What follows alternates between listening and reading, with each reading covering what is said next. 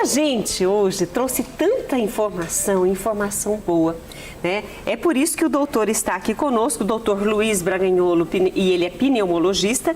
E hoje é o Dia Mundial da Asma, doutor. Seja bem-vindo. Muito obrigado, uma boa tarde para você, para os nossos telespectadores.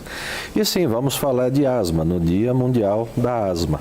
Eu já tenho uma pergunta. Pois não. Desde pequeno, desde os 2 anos de idade, eu comecei com as minhas faltas de ar. E muita gente fala, isso é bronquite asmática. Não, isso é só bronquite, o outro, isso é asma.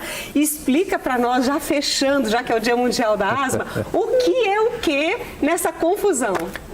Dá bastante confusão mesmo, tá?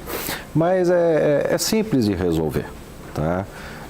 Bronquite é um termo que ficou por muito tempo sendo utilizado, às vezes de forma muito ampla, muito genérica, mas a bronquite simplesmente descreve a inflamação dos brônquios, que são aqueles pequenos caninhos de dentro dos nossos pulmões, por onde o ar vai entrar e vai sair para você respirar. Se esses brônquios têm uma inflamação, o termo é bronquite, a inflamação dos brônquios. E quando você tem... Como tudo que tem it, né? Exato. Mas quando você tem a asma, você tem aquela doença que provoca uma bronquite que é crônica.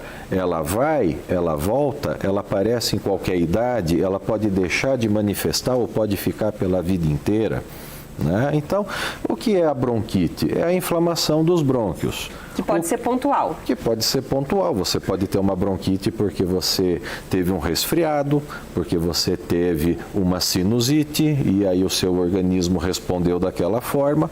Mas você pode ter uma bronquite especial, diferente, mais preocupante. A asma. Porque a asma, ela não dá aviso.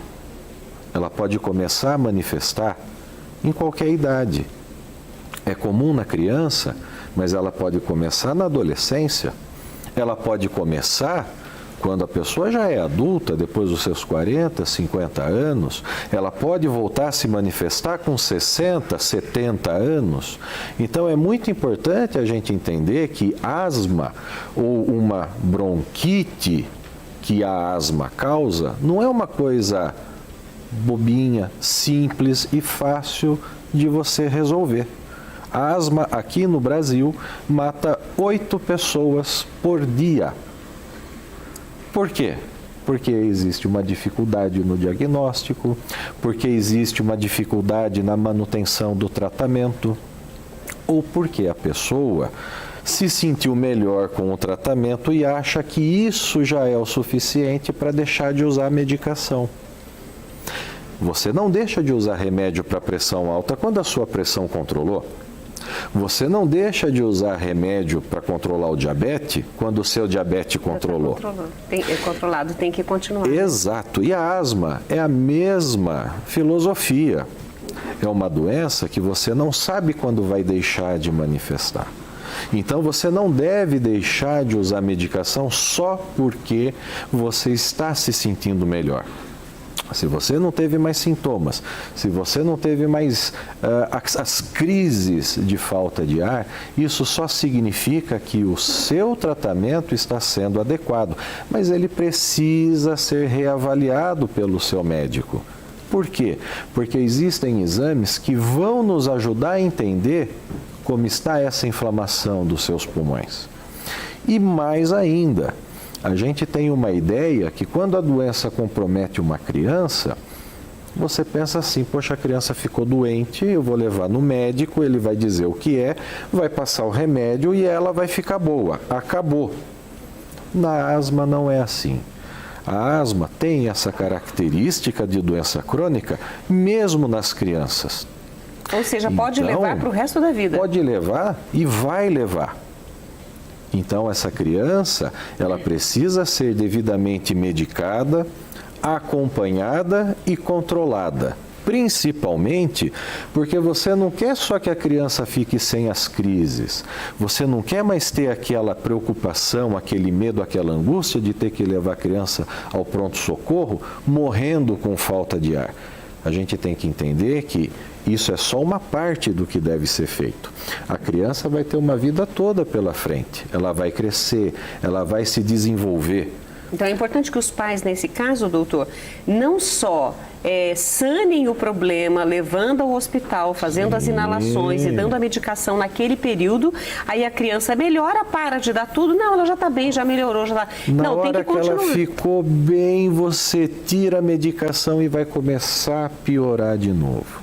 Mas isso são sazonal? Por exemplo, mais no período do inverno? Não. Na primavera toma-se mais cuidado por conta do pólen, as alergias respiratórias, etc. Não. Isso vai para o resto da vida mesmo. Até porque, no nosso país, você tem as 4 estações em um dia. É difícil você separar o inverno, o outono, a primavera tão direitinho, assim, não existe. Né? Eu falo para os meus pacientes, olha, a gente nunca vai se dar bem. A gente passou por um verão extremamente chuvoso. O asmático vai ter problema por causa da exposição ao mofo. Ficou tudo umidade, embolorado. Né? Agora a gente vai entrar outono e inverno, você espera um tempo mais seco. Você vai ter mais poeira, você vai ter mais pólen também. Tira a roupa do armário, pelo amor de Deus. Nossa, tira aquela roupa, aquela blusa que ficou guardada, vou tirar para usar. Pode desencadear sintomas, né? E como eu dizia, quando você pensa na criança, principalmente, você tem que entender que os nossos pulmões vão crescer até os 20 anos de idade. Isso é uma constante. Então, o tratamento é fundamental, manter o bom controle, não só para a criança ter uma vida normal de brincar, correr, aprender, porque dá problema na escola. Mas você tem que garantir que ele vai se desenvolver e esses pulmões da criança vão crescer também adequadamente até o seu pico, que chega em torno dos 20 anos de idade. Posso matar uma curiosidade? Tem crianças que nascem com 7, 8 meses e o pessoal fala assim, não, o pulmão ainda não está madurinho, né? Ainda teria que ficar mais um tempo, mas enfim, a criança nasceu e aí vai essa criança com muitos cuidados com esse pulmão durante muito tempo, os pais ali acompanhando. Exato. Esta criança está mais propensa a ter problemas como asma, por exemplo, por conta de não ter dado o tempo certo da gestação? Sim, a prematuridade, ela é um dos maiores fatores de risco para uma criança desenvolver e manifestar asma no futuro. Tá? Outras coisas também que fazem muita importância nesse desenvolvimento é a condição, é a combinação da genética e do estímulo que se tem no ambiente. Então, aquela história, mas, poxa, eu deixo a minha casa limpa, eu não tenho cortina, eu não tenho tapete. Tudo bem, mas não é só isso, né? Você está cuidando do seu ambiente, mas você pode estar passando por um lugar e ter contato com alguém que fuma. Você pode estar passando e ter contato com poluição. Você pode ir e ter contato com algum animal. E é muito comum, né, as pessoas não terem ideia de que o problema pode estar dentro de casa, mas não é no tapete, não é só na cortina, mas existe... Esses seriam gatilhos para... É um gatilho, mas Quais às vezes você tem que perguntar, né? Tem animal de estimação, não tem? Para fazer uma visita, pergunta tudo. Você tem que saber, né? Às vezes tem passarinho na gaiola que fica no quarto, né? Então, os pelos de animais são sempre uma caixinha de surpresa, porque eles são extremamente irritativos para a nossa via aérea. Pelo de gato, pena de passarinho, que o pessoal não costuma ouvir falar muito, né? Mas também pode irritar. Mas os passarinhos que têm o bico curvo, como a calopsita, o periquito, o papagaio, são extremamente irritantes. Então, às vezes, a criança a família cuida dessa criança, faz o tratamento direitinho, mas você vê que a criança não está legal, não está bem controlada. Então, você tem que perguntar, será que tem alguma coisa em casa? Será que tem alguma coisa que eu não perguntei e que é importante? E que, às vezes, é na casa da avó. Toda vez que a criança vai na casa da avó, passa mal. Aí fala assim, você tem que pesquisar. Tem que pesquisar, gostei disso.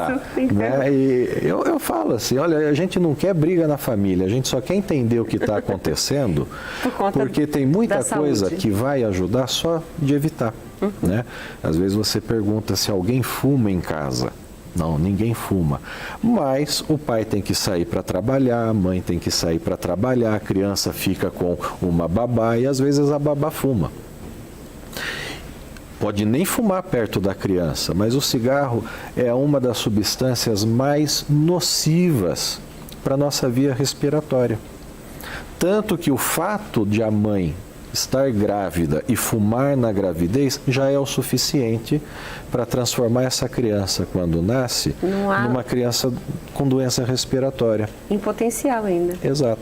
Doutor, o senhor falou sobre os tratamentos que eles devem ser contínuos, né? Ou seja, por toda a vida essa criança vai precisar desse acompanhamento médico, dos medicamentos. Pode ser que às vezes o medicamento não está fazendo mais efeito, mas aí vem uma droga nova que vai colaborar ainda mais para a saúde dessa criança e futuro adulto. Quais são então os principais tratamentos ou algo que o senhor queira falar sobre esse tratamento e a sequência dele? Olha, hoje em dia nós temos medicamentos excelentes. Não existe remédio ruim para se tratar asma, seja da criança, do adolescente ou do adulto. Você só tem que entender qual que pode ser o mais indicado naquela situação. Uma outra questão que eu também friso sempre, não existe essa história do remédio não fazer mais efeito. Ah, não tem isso, o organismo acostumado? O organismo não acostuma, o remédio sempre funciona. Mas é o seguinte, você vai acompanhando ao longo do tempo, você estabelece o tratamento e você tem os exames específicos para ir acompanhando a evolução clínica do paciente e a inflamação que essa asma provoca no pulmão. Então, quando você tem tudo coincidindo, o paciente está fazendo o tratamento certinho, não falha um dia, é rigoroso, ele se sente melhor, ele continua indo bem e você vai vendo pelo exame que a inflamação pulmonar está caindo, né? Você vê que isso é uma situação a mais desejada, porque ele tem controle clínico, ele tem controle da inflamação e quanto mais tempo ele ficar desse jeito, sabe o que acontece? A gente diminui a dose do remédio. Por outro lado, você começou o tratamento, acompanha o paciente, ele melhorou, mas não melhorou 100%. Opa, o que está acontecendo?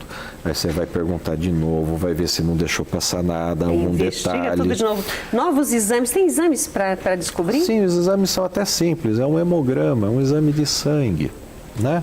Então você vê, o paciente não está legal, a inflamação está subindo, ele precisa de mais remédio para ficar bom. Então eu aumento a dose.